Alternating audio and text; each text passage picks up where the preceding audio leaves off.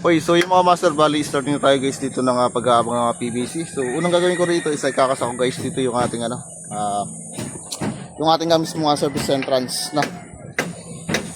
Yan.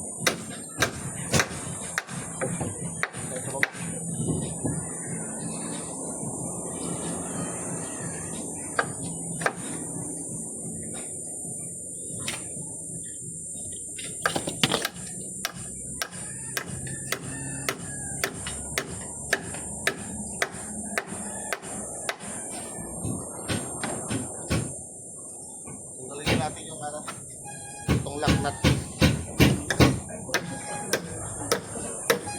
So yan siya ng detect.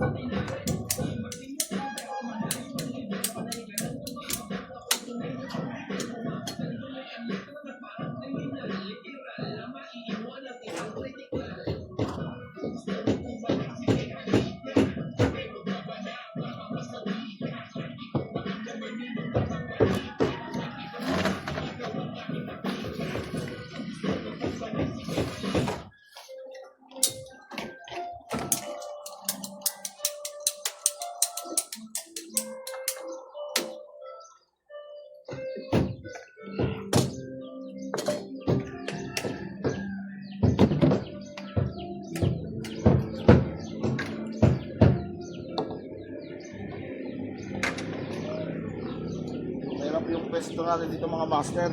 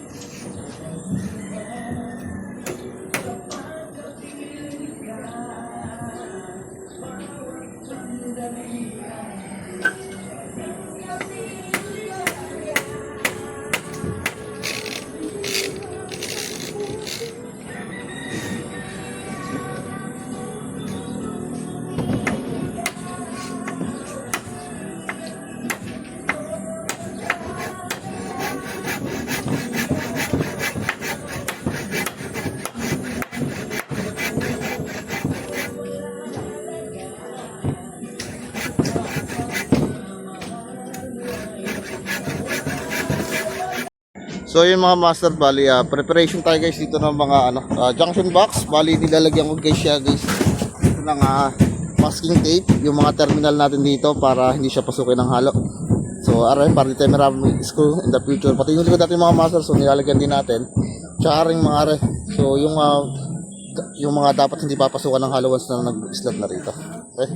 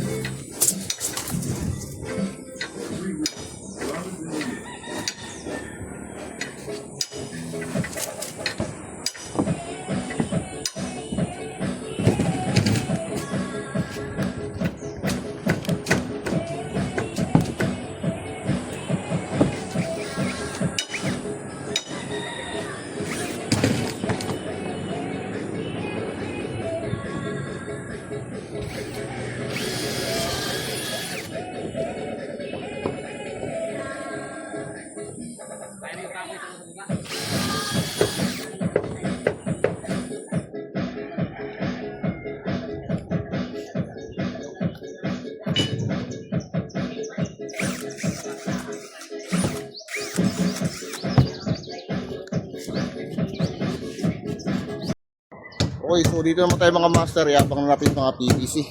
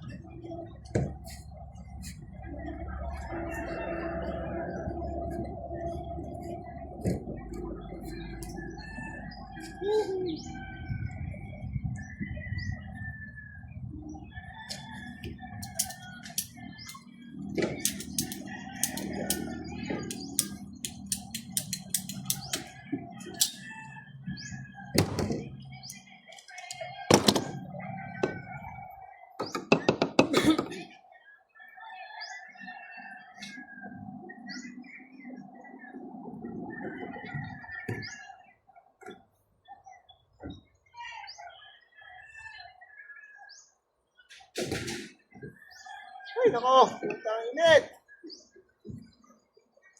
Imagine mo lang yun. Parang pinabak na.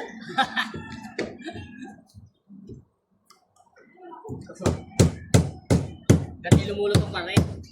Gati lumulutong.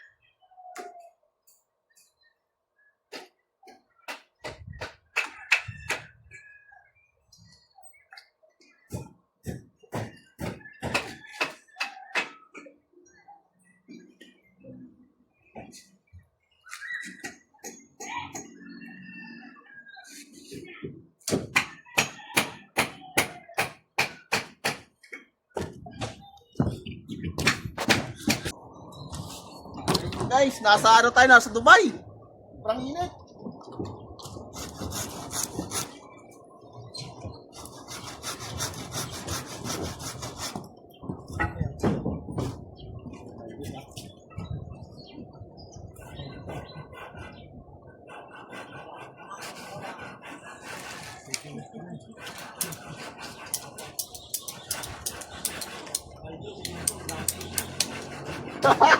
Uuwi ka kabayad sa akin siya, no? Uuwi ka kabayad. Uuwi ka sa kabayad sa akin. Dami pinabang.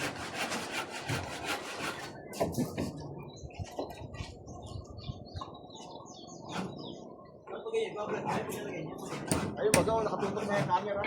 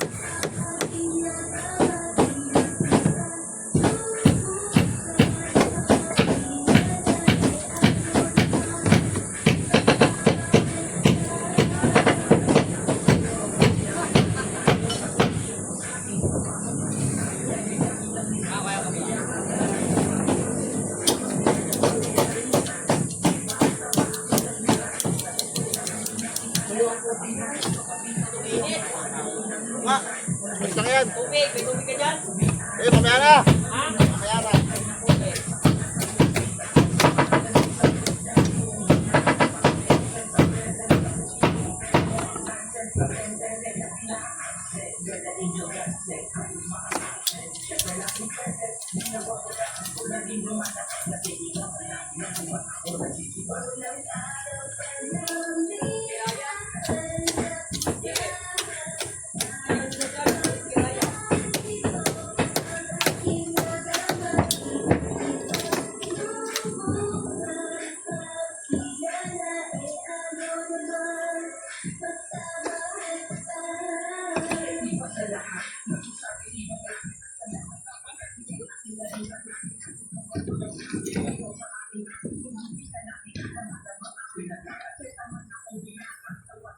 Ito kaya apat ulit ganito.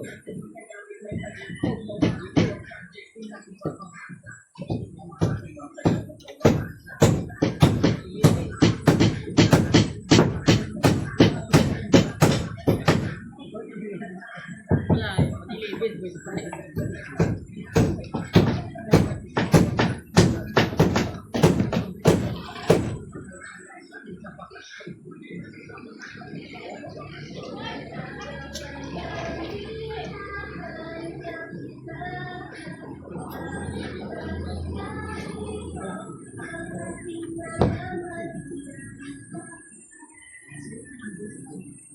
Gawin natin ito na.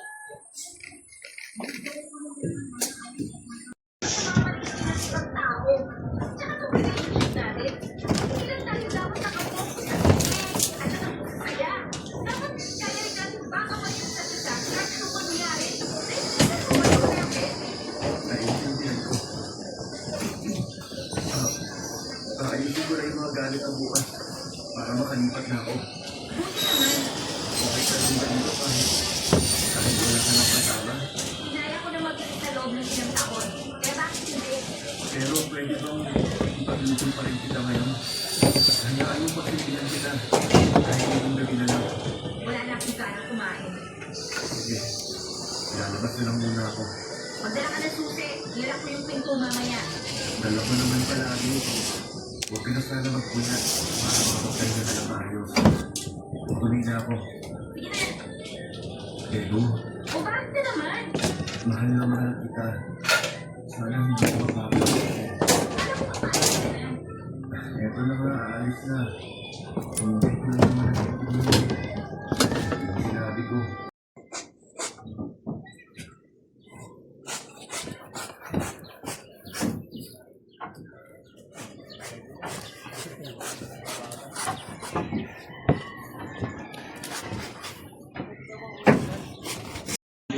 Okay mga master, so bali tapos na tayo rito magkasa ng mga PVC para sa ating electrical na tatamaan ng ating ilaw dito sa ating project. Ayan.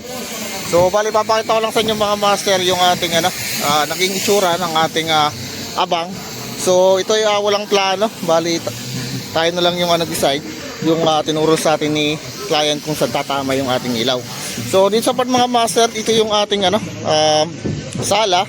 So sinentrohan lang natin yung isang expand dito. So na ito yung abang natin. So ito yung abang papunta rito sa switch. Ayan.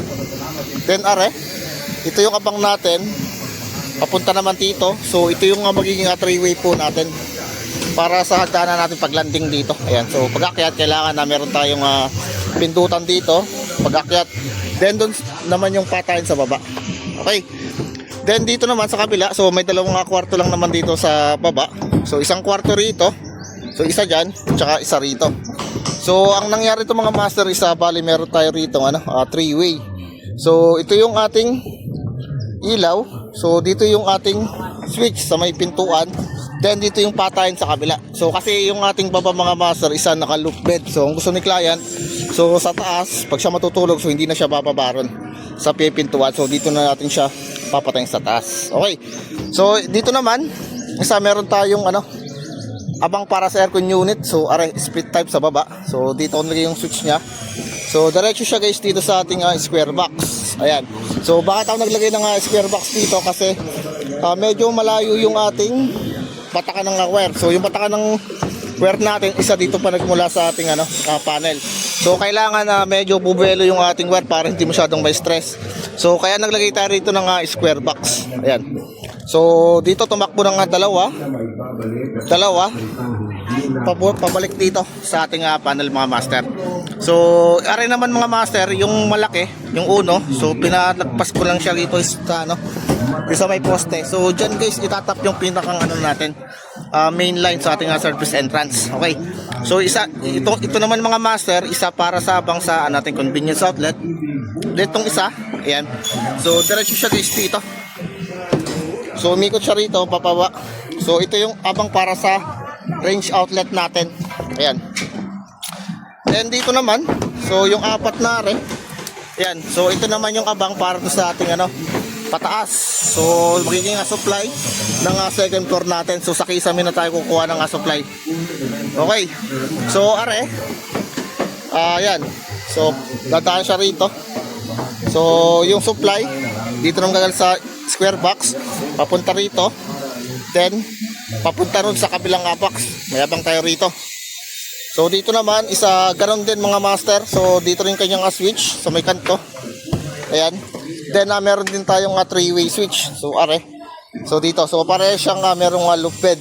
Then regarding sa outlet naman, so so ito yung outlet natin. So bali sisinsil na lang natin siya papunta rito. Tsaka dito, so naka back to back. So kung mapapansin yung mga master, wala tayong inabang na outlet sa ground floor. So lahat siya dumaan po sa slab. So bakit? Gawa na nga sa lugar natin, meron palagi rito once na may mga bagyo. So tumataas yung tubig kasi yung area dito ilog na po ito. Ayan, ilog na po yan mga master. Ayan. Then after nung dito sa kwarto, so dalawang ilaw. So yung supply natin mag-move na yun papunta rin ng mga master sa CR natin. So dito sa CR natin mga master, andito yung switch natin. Ayan. So isang switch siya nung master. Okay. Then ano pa ba? So yun lang, bali ganun lang yung ginawa natin. So napakasimple lang, bali ano lang naman na rin. 25 square meter, 30 square meter. So napakaliit lang ng area natin. Okay. So yung mga master, bali na dito na lang. Bali abang-abang na lang tayo pagdating sa ating electrical wiring. So ganyan lang kasimple yung inabang natin para dito. So nauna tayo mag-abang bago sila nagbakal. So ano lang naman kasi kukunti lang naman, kaya tayo na yung pinauna. So wala na mga problema yan. So yun lang. Okay. So yun lang muna mga master.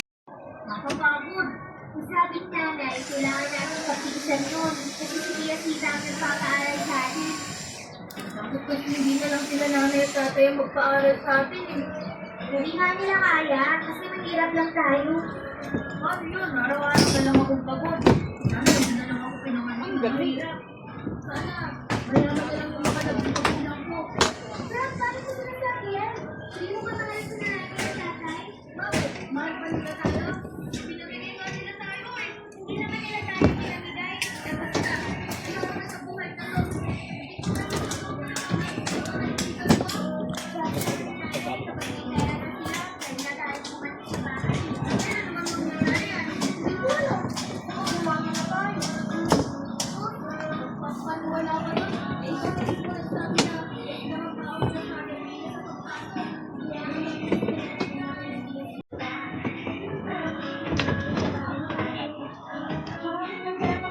Don't you give up.